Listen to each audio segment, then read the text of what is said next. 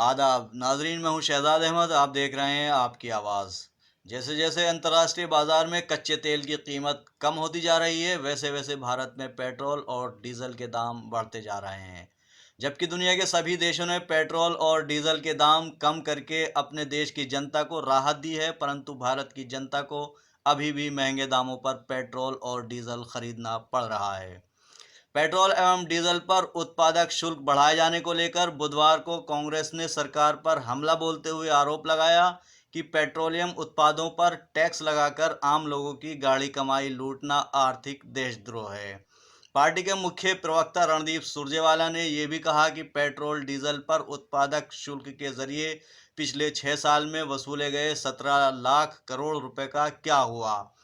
इस पर प्रधानमंत्री नरेंद्र मोदी को जवाब देना चाहिए। उन्होंने वीडियो लिंक के माध्यम से संवाददाताओं से कहा कि 130 करोड़ भारतीय कोरोना वायरस महामारी से जंग लड़ रहे हैं, रोजी रोटी की मार झेल रहे हैं, आर्थिक संकट से जूझ रहे हैं, तो दूसरी ओर संकट के इस समय में भी केंद्र की जन विरोधी भाजपा सरकार देशवासियों की खून पसीने की कमाई लूटने में लगी है। सुरजेवाला ने आरोप लगाया कि कच्चे तेल की कीमतें पूरी दुनिया में अपने न्यूनतम स्तर पर हैं। उनका लाभ 130 करोड़ देशवासियों को देने की बजाय मोदी सरकार पेट्रोल और डीजल पर बड़ी बेरहमी से टैक्स लगाकर मुनाफा कमा रही है।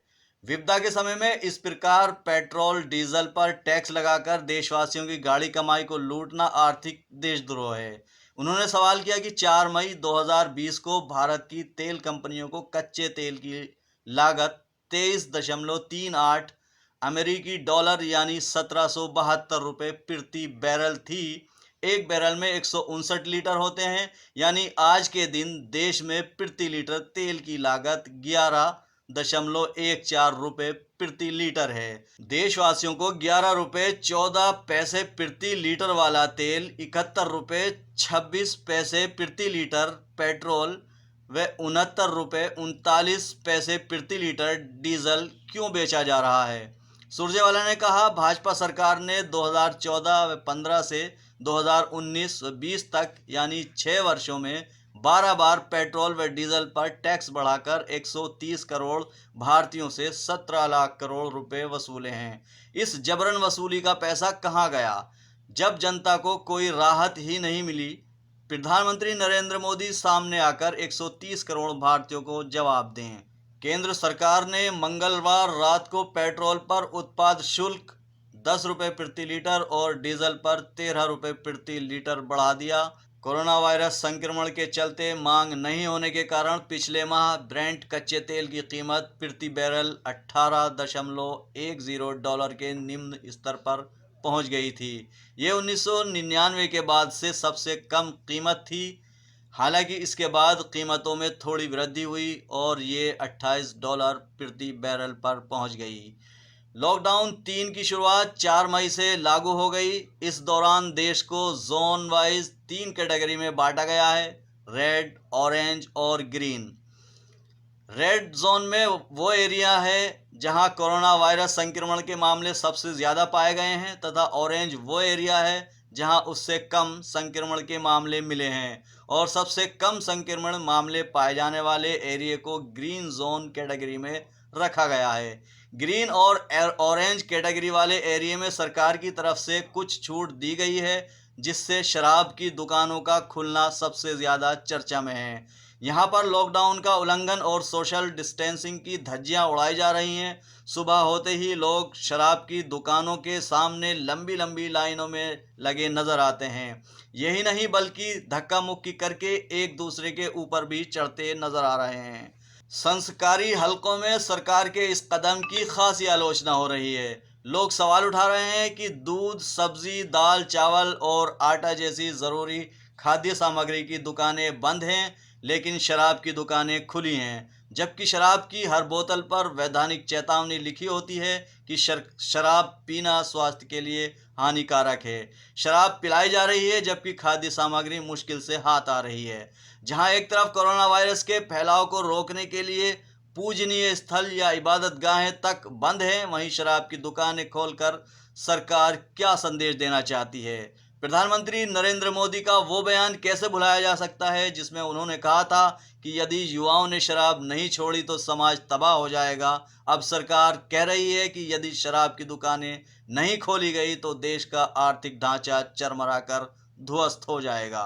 इस संदर्भ में अगर हम बात करें तो अकेले यूपी में सोमवार को 26,000 शराब की दुकानें खुली, जिसमें 3 अरब रुपए की शराब खरीद कर लोग पी गए। किस तरह सरकार सिक्के के दो पहलुओं को अपने पक्ष में रखती है, यानी हेड भी अपना टेल भी अपना। इसका उदाहरण भाजपा सांसद गौतम गंभीर हैं, जिनकी केंद्र में सरकार है और यूपी में भी। पहले शराब की दुकान खोलने की इजाज़त दे दी, अब इनको दुकानों पर लगी शराब खरीदने वालों की भीड़ देखकर शर्म आ रही है। गौतम गंभीर ने अपने ट्वीट में लिखा, आज दिल्ली के लिए जान से ज़्यादा जाम ज़रूरी हो गया, शर्मनाक नज़ारे हैं। कोरोना वायरस पर सेना के हेलीकॉप्टर द्वारा फूल बरसाने पर सवाल उठने लगे हैं। लोगों का कहना है कि सेना के हेलीकॉप्टर द्वारा कोरोना वायरस पर फूल बरसाने के लिए सरकार के पास पैसा है, परंतु पीपीई और वेंटिलेटर जैसे ज़रूरी मेडिकल उपकरण खरीदने के लिए सरकार के पास पैसा नहीं है। उसके लिए जनता से चंदा मांगा जा रहा है। प्रवासी मजदूरों को उनके घर गांव तक पहुंचाने का मामला भी चर्चा में है, जिसके बारे में कहा जा रहा है कि धनी मनी और नेताओं के परिवार वालों को विदेशों से हवाई जहाज से मुफ्त में भारत लाया जा रहा है, परंतु गरीब मजदूर प्रवासी को शहरों से उनके गांव तक रेलगाड़ी से ले जाने के लिए पैसे लिए जा रहे हैं। ये कैसी व्यवस्था है, कैसी नीति है जिसमें असमानता की झलक साफ दिखाई दे रही है। तेल कंपनियों से जुड़े सूत्रों के मुताबिक दिल्ली सरकार के ईंधन पर वेट बढ़ाने के बाद राजधानी में मंगलवार को पेट्रोल 1 रुपये 67 पैसे और डीजल 7 रुपये 10 पैसे प्रति लीटर महंगा हो गया।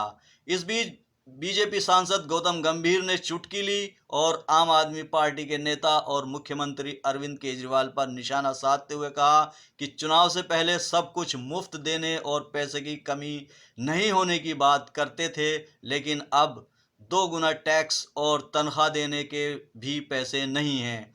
बीजेपी सांसद ने ट्वीट कर कहा, चुनाव से पहले सब कुछ मुफ्त में देंगे, पैसे की कमी नहीं है, 2 महीने बाद 2 गुना टैक्स लेंगे, तनख्वाह देने के भी पैसे नहीं हैं। आपका बेजोड़ अर्थशास्त्र। कोरोना वायरस के कहर ने जनता से जुड़े मुद्दों को दबा कर रख दिया। कोरोना फैलाव का जिम्मेदार कौन, किसने अहम भूमिका निभाई? पहला कोरोना केस देश में 30 जनवरी को मिला। कोरोना से पहली मौत 9 मार्च को हुई और 9 मार्च को ही भाजपा ने अपने विधायक भोपाल से बेंगलुरु भेजे। 20 मार्च को मध्य प्रदेश की सरकार गिर गई तथा 22 मार्च को जनता कर्फ्यू लगाया गया और 23 मार्च को मध्य प्रदेश में शिवराज सिंह ने सरकार बनाई। 24 मार्च को लॉकडाउन घोषित कर दिया गया, जो अभी तक जारी है। आज बस इतना ही। देखते रहिए आपकी आवाज़।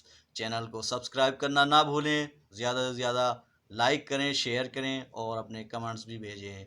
शुक्रिया।